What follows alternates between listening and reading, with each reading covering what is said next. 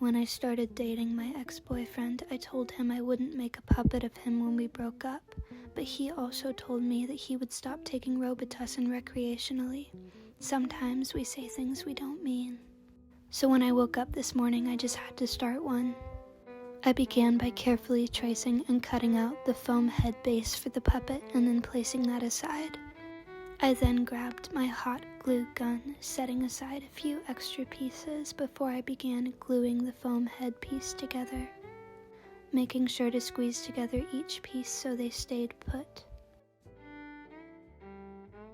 When I finished that, I then grabbed a piece of cardboard and began outlining and cutting out the bottom and top mouth boards. These will act as foundation to go underneath the foam. Cutting cardboard can be a little difficult, but so is dating a man who enjoys frequently robo-tripping, so we persevere.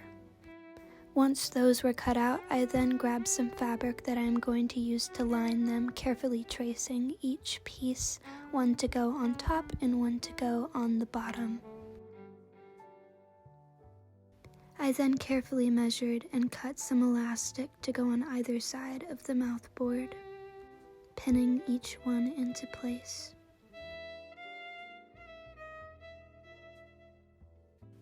After sewing on the elastic, I then took each cardboard piece of the mouth board and hot glued them to either side of the fabric.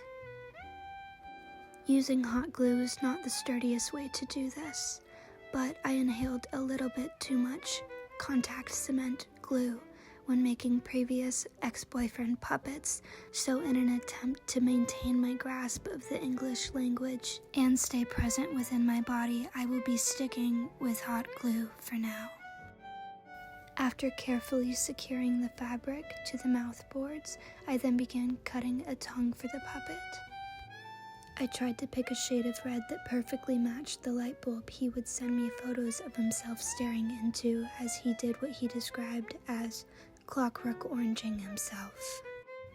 Do with that what you will. I then brought back out the foam and began gluing it to the mouthboard pieces very carefully. I did scald myself several times during this process, so it might not have been that carefully. After finishing this piece, I began to work on the eyes of the puppet. I grabbed 2 blocks of clay, and while my oven preheated, I began to sculpt the shape around the white eye base. I have no idea how to sculpt things, so most of these look really ugly up close, but I'm hoping it's ugly in an endearing way. I then got out some parchment paper that I used to line the baking sheet that the eyeballs will be going on in the oven. The oven is preheated to 230 degrees Fahrenheit, and I will be baking the eyes for about 30 minutes, as per directions that I occasionally read. I then got out the fleece that we will be using for the rest of the puppet and began carefully lining the pattern for the hands, body, and feet, which I horribly freehand. I then pin each part of the fabric to make sure that it stays in place, but it still looks a little bad. After pinning the fabric, I then cut out each part of the body and put it in a bowl to rest and rise overnight.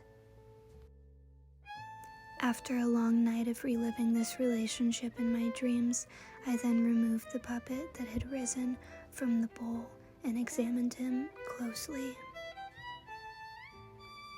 I then grabbed his little hair and began to secure it to his head.